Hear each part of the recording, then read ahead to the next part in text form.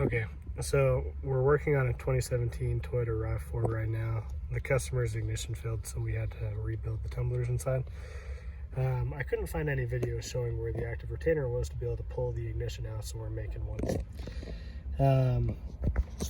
To start out, when you first take off the plastic trim, you'll have the immobilizer halo right there.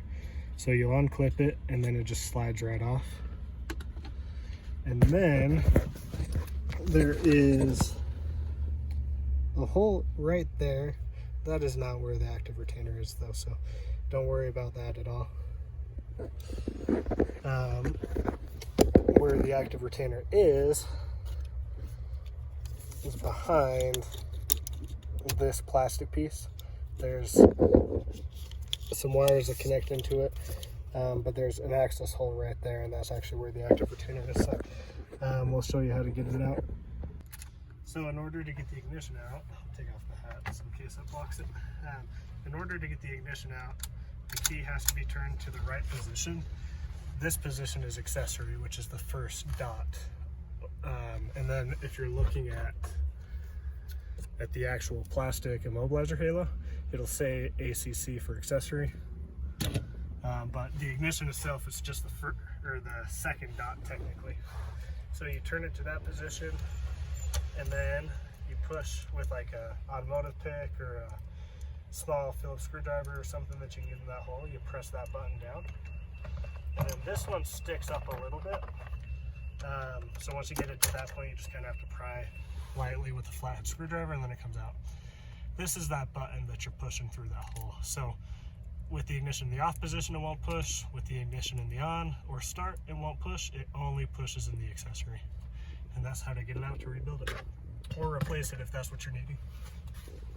So after you get it out and you're going to replace it with a new ignition, or after you've rebuilt the original ignition, you put the key into the accessory position so that retainer can push down, and then when you line it up properly, there's a little ramp, so you don't even need to push that retainer down. You can just slide it in and then turn the key off, and that ignition is fully seated in there properly.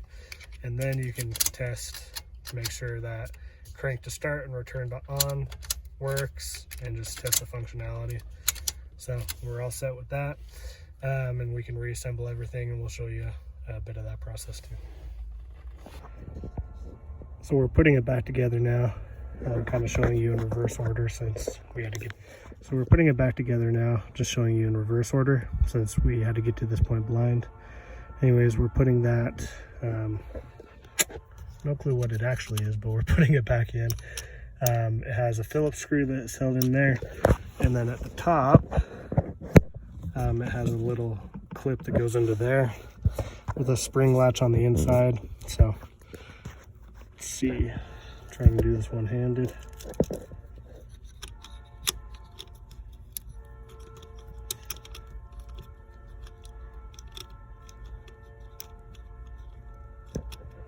Okay, we'll put that back in and then go from.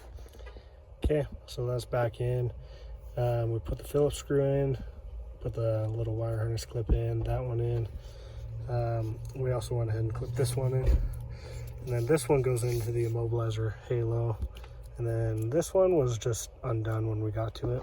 So put the halo back on. So just kind of clips back over those two edges where the black plastic is. Once that's secure in place, you can just reclip that wire harness. Little LED light comes back on, and now at this point we should be good to start the car back up. Okay, we'll put the plastic trim on, then I'm going to talk a little bit about the plastic trim real quick, and then I wanted to show you close up. I realized the video was kind of had a glare on it, but anyways, so the first dot is for lock, the second dot is for accessory, third one's for on, fourth one's for start, and so the retainer only comes out on that second dot or accessory. Okay, so the top half and bottom half of the steering column tram comes off. There's no screws on the bottom. There's only screws behind the steering wheel. I'll show you those in a second. So, yeah, it just comes up and then the two pieces click together. I haven't even put the screws in yet. In order to show where the screws need to be, you'll have to be able to turn the steering column, because from the top piece of the trim, there's plastic that comes down and actually gets screwed to through this hole, screwed into.